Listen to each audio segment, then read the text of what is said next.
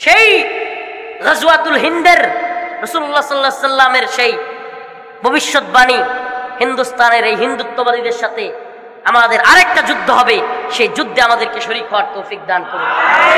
আর জোরে বলেন আমিন। ইসাবাতান মিন উম্মতি আহফাজাহুমুল্লাহু মিনান নার, ইসাবাতুন তাগজুল হিন্দা ওয়া ইসাবাতু মা ঈসা ইবনে মারইয়াম। আরে হিন্দুত্ববাদী তাগুতি ব্রাহ্মণ্যবাদী শক্তি, জেনে রাখো আমার নবীর ঘোষণা, ইসাবাতান মিন উম্মতি আহফাজাহুমুল্লাহু মিনান নার, ইসাবাতুন তাগজুল হিন্দা। আমার রাসূলের ঘোষণা, হিন্দুত্ববাদীদের সাথে মুসলিমদের হিন্দুত্ববাদের সাথে যুদ্ধ হবে। এই যুদ্ধে ইনশাআল্লাহ সুম্মা ইনশাআল্লাহ মুসলমানরাই বিজয়ী হবে। এই যুদ্ধে মুসলমানরাই বিজয়ী হবে। আর এই হিন্দুত্ববাদী নেতাদেরকে টেনে হিচড়ে গোলাম বানিয়ে মুসলমানরা টেনে হিচড়ে নিয়ে যাবে। ছোটবেলায় সিংহের ঘটনা শুনছিলাম। বনের পাশে এক মহিলা থাকতো, যদিও কতটুকু বাস্তব সে তো আল্লাহ পাক ভালো জানে, কিন্তু উদাহরণটা খুব সুন্দর লাগতো আমার কাছে। ছোটবেলায় হুজুরদের কাছে শুনছিলাম, এক বৃদ্ধ মহিলা থাকতো, ছাগল পালন করত। তো একদিন ওই বনের পাশে তো একদিন একটা বাচ্চা তার ছাগলের সাথে দেখলো। আসলে সেই বাচ্চাটা ছিল সিংহের বাচ্চা। তো ওই বাচ্চাকে উনি ছাগলের সাথে নিয়ে আসলো। ছোট বাচ্চা, ও ছাগলের দুধ খায়া খায়া বড় হয়েছে। এক পর্যায়ে ওই ছাগলের বাচ্চা আর সিংহের বাচ্চা একটু বড় হয়ে গেছে। এখন দুধ খাওয়া নিয়ে পারাপারি। ছাগলের বাচ্চার তো শিং আছে, কি আছে, শিং আছে। এখন সিংহর বাচ্চার তো শিং নাই, পরে দিছে গুতা। ও কয় আল্লাহ, ছাগলের বাচ্চার মতো যদি আমারও দুইটা শিং থাকতো তাহলে তো আমিও ওরে গুতা দিতে পারতাম। আমারে বলেন, সিংহের বাচ্চা তার কি শিংয়ের দরকার আছে? পুরো একটা বনের মধ্যে যদি পুরোটাই ছাগল দিয়ে ভরপুর থাকে আর একটা সিংহর বাচ্চাকে ছাইরা দেওয়া যায়, পুরো বনের একটা ছাগলও কি সিংহের সামনে থাকবে? তাইলে এই অবস্থা কেন? ওই সিংহের বাচ্চার এই উপলব্ধি কেন হইলো যে আমার দুইটা সিং নাই? এই উপলব্ধির পিছনে মৌলিক কারণ হলো, ভাই যেটা বলছেন, যে নিজের আত্মপরিচয় ভুলে যাওয়া। সিংহ তো জানেই না আমি থাবা মারলে সব ধ্বংস হয়ে যাবে, আমি থাবা মারলে এখানে ছাগলের বাচ্চা থাকবে না। এই আত্মপরিচয় সিংহ ভুলে গেছে। এই আত্মপরিচয় ভুলে যাওয়ার কারণে আজকে চট্টগ্রাম কোর্ট প্রাঙ্গণ থেকে নবমুসলিম আমাদের বোনকে ওরা টেনে হিচড়ে জয় শ্রীরাম বলে নিতে চায়। আজকে হিন্দুত্ববাদীরা দিনে দুপুরে প্ল্যানিং করে ফরিদপুরের মধুকালীতে আমাদের ভাইদেরকে নৃশংসভাবে হত্যা করে। আর আমরা এখনো পর্যন্ত একটা হিন্দুত্ববাদী গেরুয়া সন্ত্রাসীকে গ্রেফতার করাইতে পারিনি। এটা একটাই কারণ, সবকিছুর পিছনে আমাদের আত্মপরিচয় ভুলে যাওয়া। আত্মপরিচয় ভুলে যাওয়া। আমি মধুখালীর ঘটনা এবং ওই ঘটনার পরে বিবারিয়ার এক প্রোগ্রামে বলছিলাম, গেরুয়া সন্ত্রাসীরা যদি জয় শ্রীরামের স্লোগান দেয়, আরে মুসলিম যুবক, এদের বিষটাকে তো চাবায়া খায় বলা উচিত। জয় শ্রীরামের স্লোগান দিয়া এই মুসলিম ভূখণ্ডে, এটা তো কাশ্মীর নয়, এটা গুজরাট নয়, এটা আরাকান নয়, অথচ আমাদের বোনদেরকে আমাদের সামনে থেকে টেনে হিচড়ে নিয়ে যাবে জয় শ্রীরামের স্লোগান দিয়ে। আমাদের ভাইদেরকে দিনে দুপুরে প্ল্যানিং করে হত্যা করবে, আর আমরা কিছুই করতে পারবো না। এর পিছনে মৌলিক যে কারণটা, আমাদের আত্মপরিচয় ভুলে যাও। أم حسبتم أن تتركوا ولما يعلم الله الذين جاهدوا منكم ولم يتخذوا من دون الله ولا رسوله ولا المؤمنين وليجة والله خبير بما تعملون।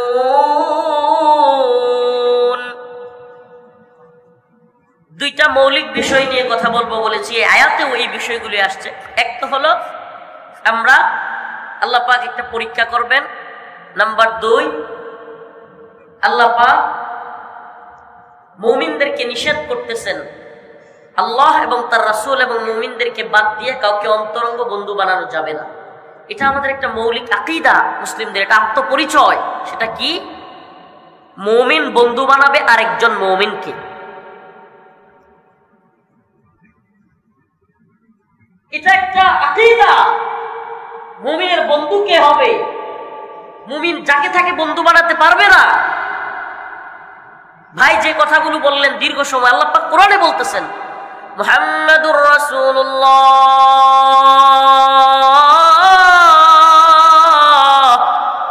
ওয়াল্লাযীনা মাআহু আশিদ্দাউ আলাল কুফফার রুহামাউ বাইনাহুম।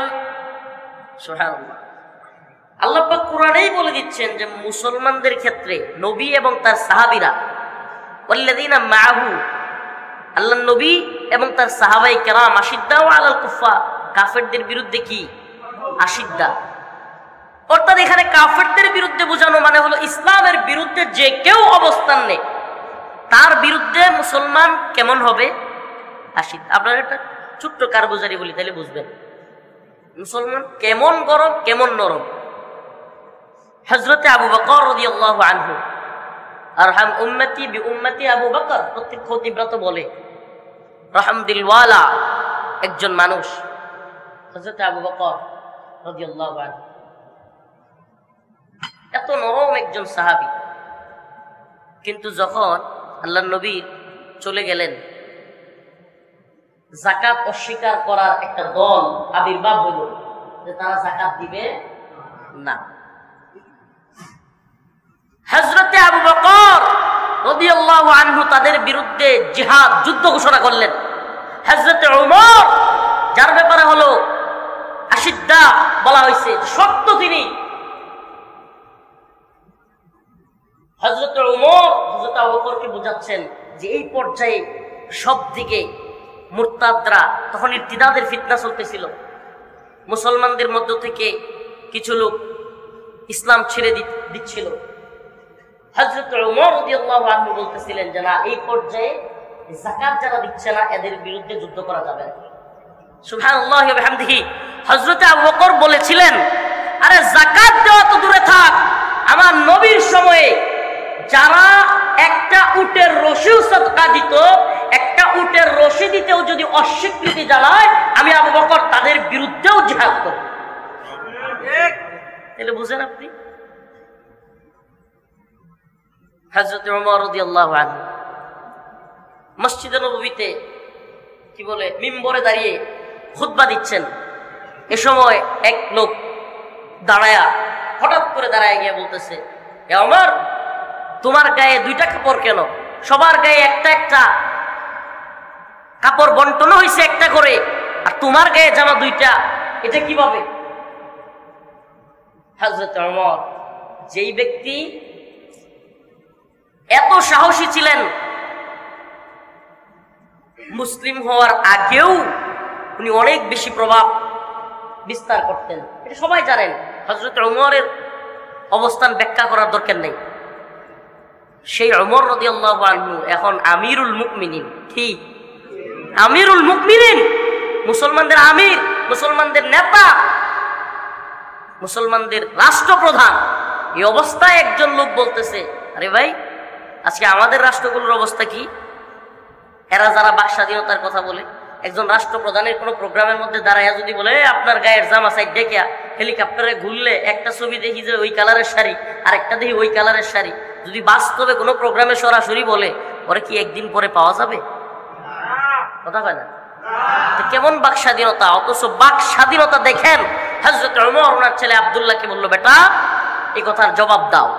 হযরত আব্দুল্লাহ দাঁড়ায়া বললেন, হে ভাই, আমার বাবাও একটা কাপড়ই বন্টনের যে কাপড় একটা করে পরছে ওই একটাই নিয়েছে, আমার কাপড় যে বন্টন করেছিল, আমার বন্টনে যে কাপড়টা ছিল আমি ওইটা আমার বাবাকে দিয়েছি।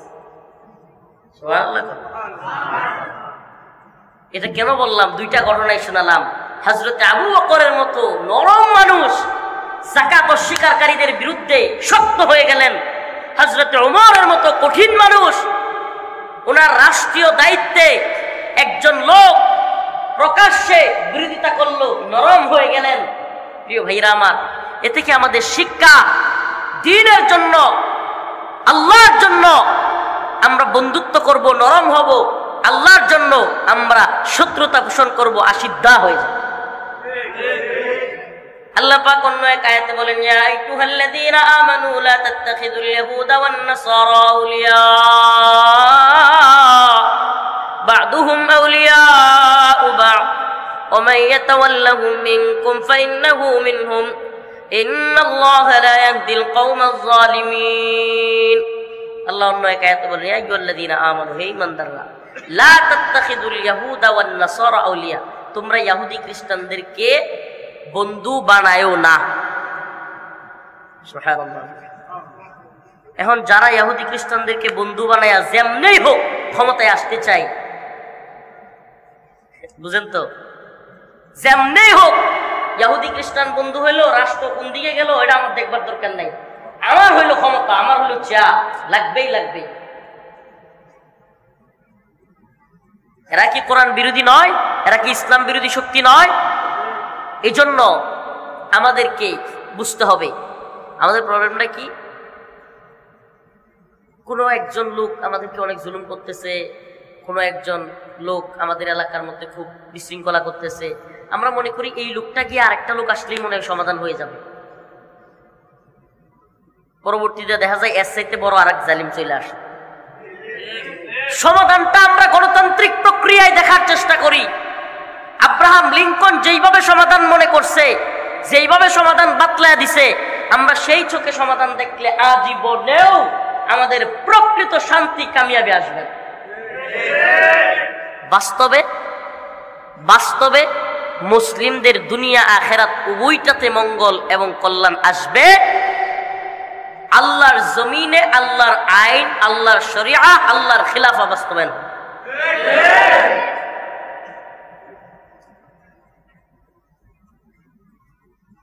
আল্লাহর বান্দা শেখুল হাদিস আল্লামা মামুনুল হক মুফতি হয়েছেন, আয়েশাই বাইর হয়ে বলছেন, হয়তো খিলাফত নয়তো শাহাদাত। আল্লাহ পাক তাকে এই অবস্থানের উপর দৃঢ় রাখার, অটল অবিচল রাখার তৌফিক দান করুন। আল্লাহ পাক এই আল্লাহর বান্দাকে এই তথাকথিত গণতান্ত্রিক প্রক্রিয়া থেকে বাঁচিয়ে রাখুন। আল্লাহুম্মা বলেন আমিন।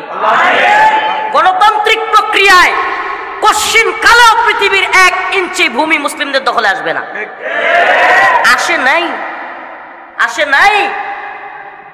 একমাত্র যে পথে আসতে পারে, একমাত্র যে পথে আসতে পারে, এটা আল্লাহ পাক এই আয়াতের মধ্যে বলতেছেন, আম হাসিবতুম আন তাদখুলুল জান্নাহ ওয়ালাম্মা ইয়ালামিল্লাহুল্লাযীনা জাহাদু মিনকুম।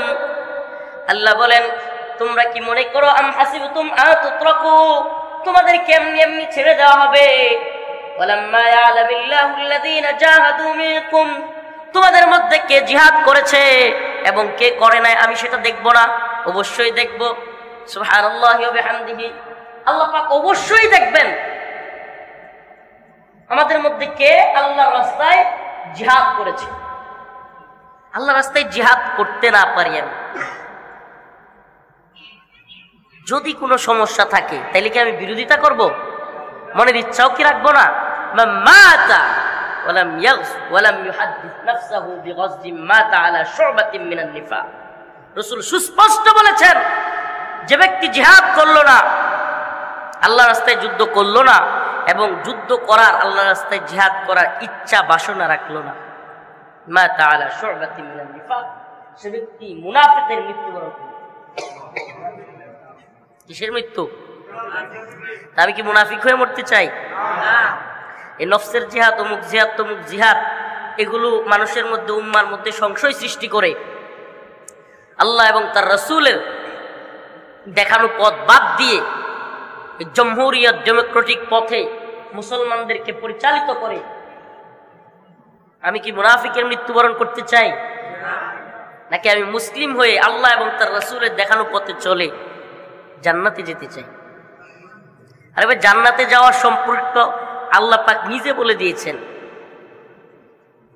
জিহাদকে আল্লাহ পাক শর্ত, আল্লাহ পাক যে জান্নাতে যাওয়ার রাস্তা, বর্তমান সময় না শুধু, আপনি দেখেন না আল্লাহ পাক কোরআনে বলছেন, ওয়া লাকুম লা তুকাতিলুনা ফি সাবিলিল্লাহ, তোমাদের কি হয়ে গেল, তোমরা আল্লাহর রাস্তায় যুদ্ধ করতেছো না? আমাকে বলেন, আল্লাহ পাক কি আল্লাহর নবী কিংবা তার সাহাবাই কেরাম কি কথা বলছেন? আল্লাহর নবী কিংবা তার সাহাবাই কেরাম কি জিহাদ থেকে বিরত থাকছিলেন? ওয়া লাকুম লা তুকাতিলুনা ফি সাবিলিল্লাহ। আল্লাহ পাক এভাবে ধমকি দিয়ে কি আল্লাহর নবীকে, সাহাবাই কেরামকে, ওনারা তো জিহাদ করতেছিলেন, তাহলে ওনাদেরকে বলার উদ্দেশ্য ছিল তাদেরকে? এই মুনাফিক মার্কা মুসলমান যারা দাবি করি আমরা যে আমি বিরাট বড় মুসলমান, ইমানের অবস্থা আমার এক ওসি, আমি ভাই রিমান্ডে, বেটা তোরা কিছু হইলে লাফালাফি শুরু করে দেস, রসুলের প্রতি মহব্বত কি আমগর নাই? গালি দিলে আমগর কি লাগে না? আমি কি আর কমু, লাগে তো আপনাদের। আমরা লাগলে লাফায়া পড়ি, ওই সাতেমকে হত্যা করবো, নাইলে নিজে বাঁচবো না, নাইলে একটা কিছু হয়ে যাবে। আর আপনারা আমগরে গুলি করেন, এই তো লাগে, লাগে না? কেমন লাগছে? তো এই ইমান দুইটার মধ্যে কি এক হইল? আমি অসুস্থ মানুষ,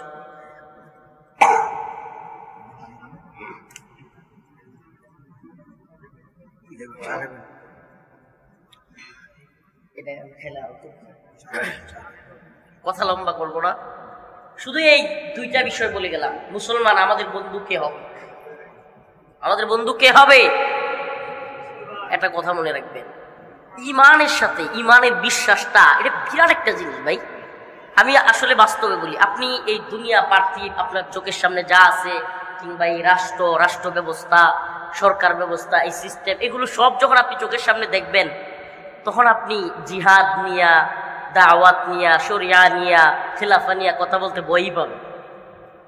কিন্তু আপনি যখন আপনার ইমানের তাকাজাটা ফিল করবেন, আপনার যখন মনে হবে আরে আমি মরলেই তো জান্নাতে যাব, এই ফিলটা যখন আপনার ভিতরে আসবে, আপনার মনে হবে আরে এটি তো সব ধোঁকা। ওমা হাদিহিল হায়াতুদ দুনিয়া ইল্লা লাহু ওয়া লাইব। সুবহানাল্লাহ, এই দুনিয়া, এই জিন্দেগি, এটা তো খেলতামাশা। সুবহানাল্লাহ, যে ভাই যেটা বলে গেল যে এদের ক্ষমতার দৌড় কোন পর্যন্ত, যে আজকে এদের রাষ্ট্রের ক্ষমতাসীন বলতেছে যে আমার রাষ্ট্র পূর্ব তিমুর বানায় ফেলতেছে, দক্ষিণ সুদান বানায় ফেলতেছে। তাইলে বুঝেন মূল ক্ষমতার মালিক কে? তাবারাকাল্লাযী বিয়াদিহিল মুলক ওয়া হুয়া আলা কুল্লি শাইইন কাদির।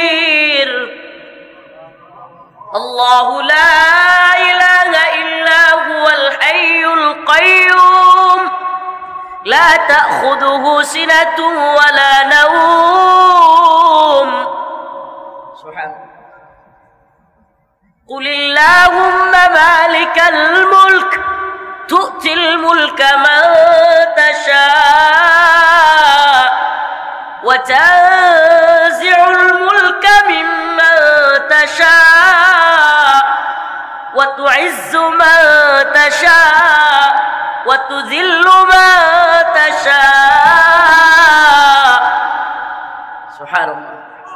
এর বেশিরভাগ আমার ছাত্র মনে হচ্ছে, আলেম মনে হচ্ছে, এগুলো একবারে সহজ সহজ তর্জমা। এই যে আয়াতগুলো বললাম, এগুলো সহজ সহজ তর্জমা। ওয়াতুইজ্জু মান তাশা ওয়া তুযিল্লু মান তাশা। ইজ্জতের মালিক আল্লাহ, জিল্লতির মালিক আল্লাহ, সমস্ত ক্ষমতার মালিক আল্লাহ। হুয়াল আউয়াল ওয়াল আখির ওয়াল যাহির ওয়াল বাতিন। আর প্রথম আল্লাহ, শেষ আল্লাহ, সকল ক্ষমতার মালিক একমাত্র আল্লাহ। তাহলে ওই আল্লাহরে যদি আমি ক্ষমতাসীন মনে করি, হাদিসে কুদসিতে আসছে, ওয়াল্লাহি, যে হাদিসটা আমাকে সবচাইতে বেশি কারাগারে শক্তি দিয়েছে, আমার আল্লাহ বলেন, হে আমার বান্দা, জেনে রাখো আমার ক্ষমতা থাকা অবস্থায় পৃথিবীর কোন ক্ষমতাসীনকে তুমি ভয় পেও। সুবহানাল্লাহ। এবং জেনে রাখো আমার ক্ষমতা শেষ হবার নয়। আরে যার ক্ষমতা শেষ হবে না, আমরা তো তার ক্ষমতায় বিশ্বাসে কথা বলি। ভাই যেটা বলছে এ কথা তো আমাদেরও একই কথা। 32 মাস কারাগারের থেকে জুলুম, নির্যাতন, রিমান্ড সহ্য করে কোন ব্যক্তি আবারও সদর্পে স্বমহিমায় কথা বলবার মতো হিম্মত রাখত না। আরে হিম্মত ওয়ালার সাথে যদি সম্পর্ক থাকে, আমি যদি মনে করি এরা আমার কিছুই করতে পারে না, এরা কি করতে পারে? ডায়রিয়া হইলে বিছানায় শুইতে পারে। কথা বলেন, এরা কি করতে পারে? ডায়রিয়া হইলে বিছানায় শুইতে পারে, স্যালাইন ছাড়া উপায় নেই। এই তো এদের ক্ষমতা। এই ক্ষমতাসীনদেরকে ভয় পায়া যদি আমি আমার আল্লাহকে নারাজ করি, এটা হইল? সব যিনি পারেন তারে নারাজ করবার কোনো হিম্মত আমার আছে? তাহলে ওই ক্ষমতাসীনদেরকে যারা বিশ্বাস করবে, এটা কি ইমানই পাওয়ার। এটা আসলে যতই বুঝাই, যতই ওয়াজ করি, যতই কারগুজারি শোনাই, কাজ হবে না ভাই। এটা একটা বিকল্প জগৎ। এই জগৎ জেলখানায় থাইকাও বাদশাহীর আরাম দিতে পারে। এই জগৎ রিমান্ডে থাইকাও পৃথিবীর সর্বশ্রেষ্ঠ সুখী মানুষ বানাইতে পারে। বিশ্বাস খুব পাওয়ারফুল একটা জিনিস বিশ্বাস। এবং এটা মনে রাখবেন, বিশ্বাসই পারে, বিশ্বাসের পাওয়ারই পারে, ইমানের পাওয়ারই পারে পৃথিবীর সমস্ত সুপার পাওয়ারকে নাস্তানাবুদ করে। আরে আপনি আফগানের দিকে তাকিয়ে দেখেন না, আপনার আর তো এই মিডিয়াগুলো, এই CNN, Al Jazeera, Washington Post, তারপরে আরো যত পত্রিকা আছে, BBC বাংলা, এগুলো আমাদের দখলে নাই দেখে। নাহলে আফগানিস্তানের এরা এত উপরে তুলতো যে পুরো পৃথিবী ওদের কাছে রতজানু হয়ে থাকতো। পুরো পৃথিবীর মানুষ এই তথাকথিত রাষ্ট্রগুলো, রাষ্ট্রপ্রধানরা সহ আফগানিস্তানের বলতো জি স্যার, জি ভাই, আপনি যা বলবেন তাই। আমাদের হাতে আসলে মিডিয়াগুলোর পাওয়ার নাই বলে আমরা বুঝাইতে পারতেছি না। আপনি আফগানিস্তানে কি বলবেন? আপনি এরা জীবনে কোনোদিন আমাদের এই ভূখণ্ড 200 বছর ইংরেজ শাসন করেছে, ফিরিঙ্গিরা শাসন করেছে, আর অনেক শাসন, এরপরে আপনার তাতারিরা শাসন করেছে, মঙ্গোলীয়রা শাসন করেছে, অনেক শাসন এই অঞ্চলগুলোতে আসছে। কিন্তু এই আল্লাহর বান্দারা জীবনে কারো দাসত্ব করেন, সুবহানাল্লাহ, জীবনে কারো না, কারো না। আপনি রাশিয়া, সোভিয়েত ইউনিয়ন যখন ছিল, মুরব্বীরা তো ভালো বুঝবেন, ভালো জানবেন, সোভিয়েত ইউনিয়নের একটা কথা খুব প্রচলিত ছিল, সোভিয়েতের সূর্য অস্ত যায় না। সোভিয়েতের এত বেশি রাষ্ট্র ছিল যে এক রাষ্ট্রে সূর্য উদিত হচ্ছে আর এক রাষ্ট্রে অস্ত যাচ্ছে, কেমন অবস্থা। তো সেই সোভিয়েতকে ভাইয়া খান খান করে দিল আফগানের গুল্লা। বিশ্বাসের পাওয়ার রে ভাই, এটা বিশ্বাসের পাওয়ার। আপনি যদি মিলায় দেখেন, অনেক সামরিক বাহিনীতে যারা কাজ করে বা মুজাহিদ যারা, প্রকৃত মুজাহিদ, তারা জানে সামরিক পয়েন্ট কতগুলো আছে, যে কয়েকটা পয়েন্টে ভাগ করা হয় যে অমুক দলের কি শক্তি, অমুকের কি শক্তি, অস্ত্রের পাওয়ার কি, ম্যান পাওয়ার কি, সাপোর্টিং পাওয়ার কি, এগুলো মিলানো হয়। আপনি সব দিক থেকে দেখবেন আফগানিস্তান এগুলোর লোকে কোনো মিলই নেই। একটা জায়গায় ঝামেলা, সেই জায়গাটার নাম কি? আরে আমেরিকার সৈনিকরা, সোভিয়েতের সৈনিকরা যেই পরিমাণ আফগানিস্তানে এসে পাগল হয়েছে, এই নিউজ যদি গোটা পৃথিবীতে ভাইরাল হইতো তাইলে আরো হাজার হাজার পাগল হয়ে যেত। এটা তো নিউজে আসে নাই। আফগানে এসে কত সৈনিক, আরে ভাই আমি বাঁচতেছি টাকার জন্য, আমি বাঁচতেছি পয়সার জন্য, আমি বাঁচতেছি নারীর জন্য, আমি বাঁচতেছি মদের জন্য, আমি যুদ্ধ করতে যাবো কেন? আমার যত অত্যাধুনিক অস্ত্রই দাও, আমি যখন শুনবো যে তালেবান আমার মাইরা ফেলতে পারে, তখন আমার বউ কই যাবো, আমার গার্লফ্রেন্ড কই যাবো, আমার মদ কই যাবো, আমার খাওয়া কই যাবো, আমার টাকা পয়সা কই যাবো, কারণ আমি তো আখিরাতে বিশ্বাসী না। আরে ভাই এই জায়গাটাই মুসলিমরা বিজয়ী। এজন্য আমি বলি, কোরআন বলে, সুন্নাহ বলে যে মুসলিমরা যদি এখনো তাদের আত্মপরিচয়, আবারও আত্মপরিচয় উদ্বুদ্ধ হয়ে জায়গা যায়, পৃথিবীর কোন সুপার পাওয়ারের টাইম নাই ইনশাআল্লাহ। আর রাষ্ট্রীয় বাহিনী লাগবে না, পূর্ব তিমুর, দক্ষিণ সুদান, বাংলার ভূখণ্ড হতে পারবে না যদি এদেশের প্রকৃত আলেম সমাজের, মুজাহিদ আলেম সমাজের কথা এই উম্মার যুবকেরা শুনে রাষ্ট্রের বাহিনী চালাই, আমরা এই বাংলাকে, ইসলামকে রক্ষা করতে পারব। এটা আমাদের বিশ্বাস আছে, এই বিশ্বাস আছে। প্রিয় ভাইরা আমার, বন্ধুগণ আমার, আমাদের মূল শক্তিটা ইমানের শক্তি, আমাদের মূল শক্তিটা আল্লাহর পক্ষ থেকে শক্তি। এই শক্তি কোনো ব্যক্তির না, এই শক্তি কোনো দলের না, এই শক্তি কোনো পাওয়ারের না। আরে ভাই বলে অমুক সুপার পাওয়ার, তমুক সুপার পাওয়ার, সুপার পাওয়ার এরা হতে পারে না, সুপার পাওয়ার স্রেফ আল্লাহ সুবহানাল্লাহ। সুপার পাওয়ার তো আল্লাহ। এই জন্য এই ইমানি পাওয়ার নিয়ে এই আফগানি বাহিনী, এই আমাদের তালেবান গোটা পৃথিবীর সোভিয়েতের দম্ভ অহংকারকে নাস্তানাবুদ করে দিছে। গোটা পৃথিবীর তৎকালীন সুপার পাওয়ার। এখন তো ওইটা আইছে আরেক মাতবুরি করতে আমেরিকা। এরা চিন্তা করছে, আরে সোভিয়েত পারে না, আমরা যদি পারি তাইলে তো আমরা পুরো পৃথিবীতে আরো 100 বছর রাজত্ব করতে পারবো। সোভিয়েত যেটা পারে না আমরা করে দেখাম। আইসে আর মাইর খাইছে 48টা রাষ্ট্র, একটা দুইটা না। অনেকে মনে করে আমেরিকার সাথে যুদ্ধ, না, পরবর্তীতে সোভিয়েতের পরে যে যুদ্ধটা হয়েছে, এই যুদ্ধে 48টা রাষ্ট্র, জার্মানি, ফ্রান্স, এমনকি আপনার এই ইতালি, ফ্রান্স, জার্মানি, যুক্তরাজ্য, যুক্তরাষ্ট্র, কানাডা, এমনকি আমাদের এই তথাকথিত যারা আমির বানায় দেয়, এই তুরস্ক আছে এই নেটোর মধ্যে। আমির বানাই দিতে পছন্দ করি যারে তারে। আমরা ডেমোক্রেসি ফলো করতে করতে আমাদের অবস্থা এমন হয়েছে, গাঞ্জাখুর, মদখুর, নেশাখুর যেই হোক, হেরাও আমির বানাইতে আমরা খুশি। আল্লাহ মাফ করুন। নেটোর সদস্য তারাও আমির বানাইতে আমরা খুশি। আল্লাহ পাক আমাদেরকে সহি বুঝ দান করুন। আমরা আমির মনে করলে আমির মনে করবো হাইবাতুল্লাহ আকুনজাদা হাফিজাউল্লাহ, সুবহানাল্লাহ। সুস্পষ্ট কথা। আমরা যদি আমির মনে করি মুসলিমদের, উনাদের কি মনে করি? আমরা এই তথাকথিত নেটোর সদস্যকে আমির মনে করতে পারি, তো এই নেটো 48টা রাষ্ট্র এসে কি হইল? দিন শেষে আল্লাহ পাক ওই যে সুবহানাল্লাহি ওয়া বিহামদিহি কাম মিন ফিয়াতিন কলিলাতিন গালাবাত ফিয়াতান কাসীরাতান বিইذنিল্লাহ। আর আল্লাহ তো বলেই রাখছে যদি আমার উপরে ভরসা রেখে ছোট্ট দলও দাঁড়ায় যায়, গালাবাত ফিয়াতান কাসীরাতান বিইذنিল্লাহ, আমি বড় দলের বিরুদ্ধে ওই ছোট দলকে বিজয়ী করছি। এটা আলামত কি দেখেন না আপনারা? এই বদরের কাহিনী মাশাআল্লাহ আলহামদুলিল্লাহ অনেক শুনেছি আমরা। তো বদরের বিজয়, আফগানের বিজয় একই সূত্রে গাথা। আফগানের বিজয় আপনি দেখেন না, এরা আপনাকে দেখতে দিবে না। এরা বিভিন্ন কথা বলবে আমেরিকাকে পরাজিত করবার জন্য তালেবানকে রাশিয়া সহযোগিতা করেছে, রাশিয়া সহযোগিতা না থাকলে পারতো না। তাহলে রাশিয়ারে পরাজিত করার সময় কেডা করছে? তো সবাইরে যদি একে অপরের লই আমি লাইতে পারি, তা আমার সাথে বড় মরল কেডা?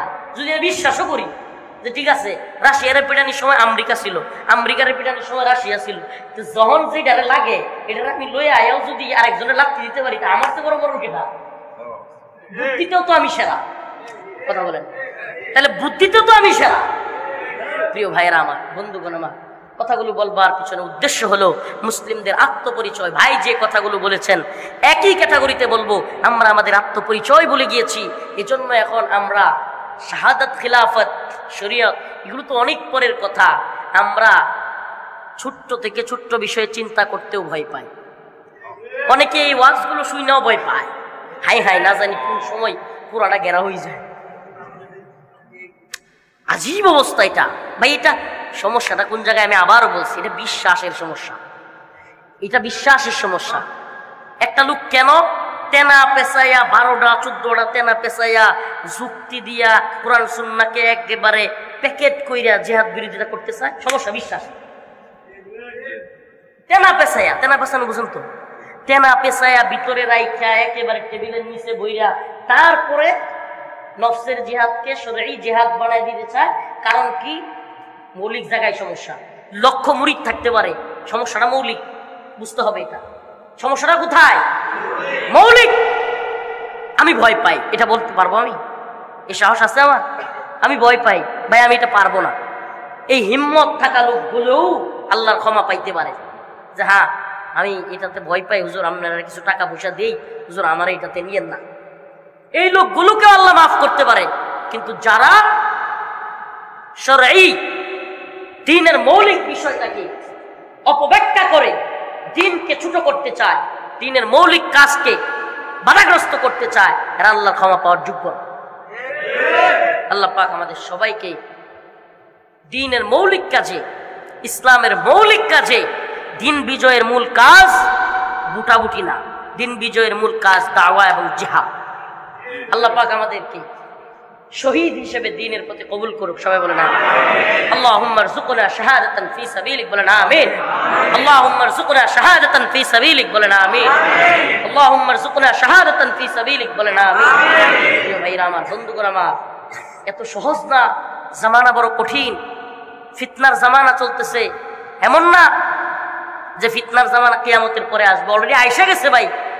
জামানা কিয়ামতের পরে আসবে না, আইসা গেছে। অতএব এই জামানাটাই ঘোরাবাদের জামানা। সুবহানাল্লাহ। উলামায়ে কেরাম হক্কানি আলেমরা যা বলেন, এই জামানাটাই বর্তমানে যারা দ্বীনকে পরিপূর্ণভাবে আঁকড়ে ধরবে এরাই তো ঘোরাবাদ। রাসূল বলেছেন বাদা আল ইসলাম গরীবান ওয়া সায়াউদু কামা বাদা ফাতুবা লিল গুরাবা।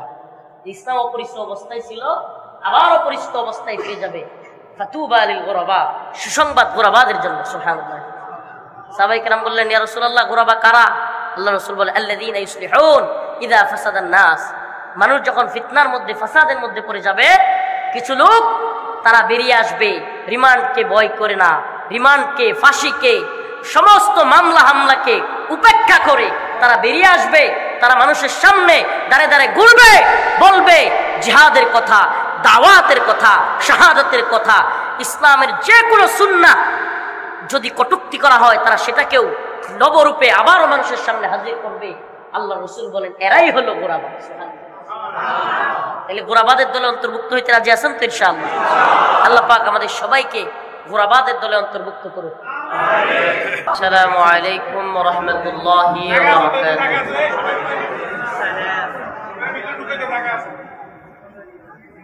إن الحمد لله نحمده ونصلي على رسوله الكريم. أما بعد فقد قال الله تبارك وتعالى في كلامه المجيد وفرقانه الحميد: أعوذ بالله من الشيطان الرجيم. بسم الله الرحمن الرحيم. أم حسبتم أن تتركوا ولما يعلم الله الذين جاهدوا منكم ولم يتخذوا من دون الله ولا رسوله ولا المؤمنين وليجة والله خبير بما تعملون. صدق الله مولانا العظيم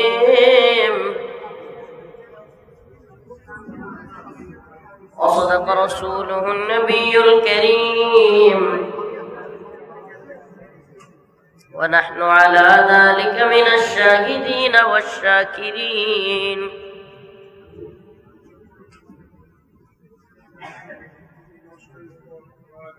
والحمد لله رب العالمين. উপস্থিত আশরাফুল উলুম মাদ্রাসা সেতুভাঙ্গা বেগমগঞ্জ নোয়াখালীর উদ্যোগে আয়োজিত আজকে ইসলামী মজলিসের সম্মানিত উলামায়ে কেরাম, আমার সামনে উপবিষ্ট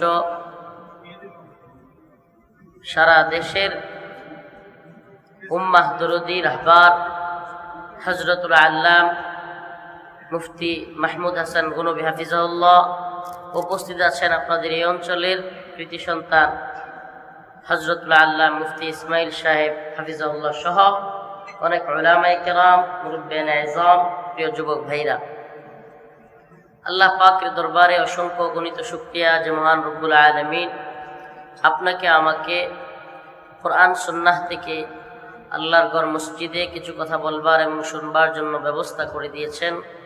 সেজন্য সকলেই শুকরিয়া আদায় করে অন্তরস্থল থেকে একবার বলে আলহামদুলিল্লাহ। প্রিয় উপস্থিতি, আসলে আমি অসুস্থ, তবুও হুজুরদের আদেশ পালনার্থে এখানে আসা। বয়ান তো আলহামদুলিল্লাহ কি বলবো, যে ভাইয়ের আলোচনায় সব কিছুই চলে আসছে। মোটামুটি জিহাদ, দাওয়াত, শাহাদাত, তারপর দ্বীনের জন্য ত্যাগ, কোরবানি, একাধিক বিয়ে, অনেক বিষয় ভাইয়ের আলোচনায় চলে আসছে। আল্লাহ পাক আলোচনাগুলোকে আমল করার আমাদের সকলকে তৌফিক দান করুন। বাকি তবুও মুরব্বীদের কথা হলো যে আপনি তো এলাকায় আসেন না, অনেক দিন পর আসছেন। নোয়াখালী আসছি আমি, কারাগারে যাওয়ার আগে আসছি, তো পরে আর আসা হয় নাই। তো কারাগার থেকে বের হয়ে 2-3 বার প্রোগ্রাম ঠিক করা ছিল, আসবো আসবো আসবো আসবো, আসা হয়নি।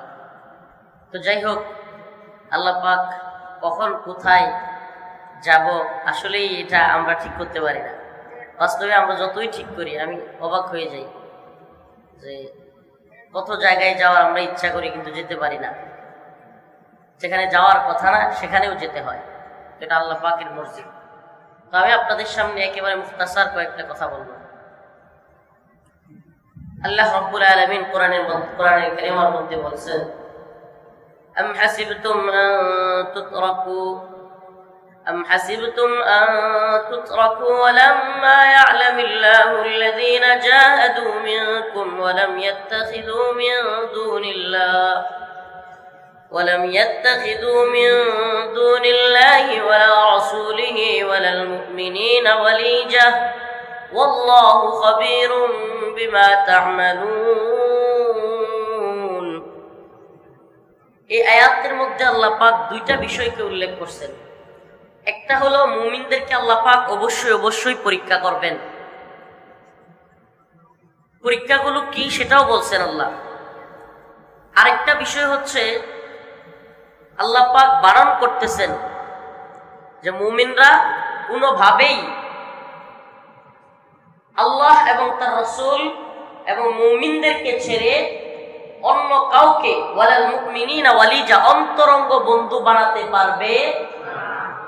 আসলে মুসলিমদের একটা মৌলিক আকীদা যেটা সবচাইতে বেশি জরুরি, ভাই যেটা বারবার বলার চেষ্টা করেছেন যে আমরা নিজেদেরকে ভুলে গেছি, নিজেদের আত্মপরিচয় ভুলে গেলে যা হয়।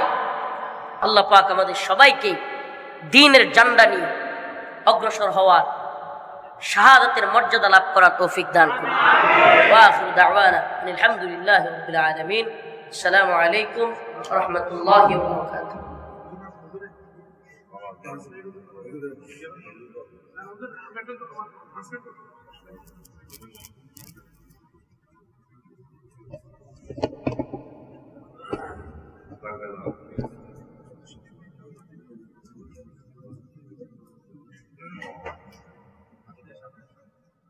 আলহামদুলিল্লাহ, আমরা যে আলোচনাগুলো শুনেছি অত্যন্ত ঈমান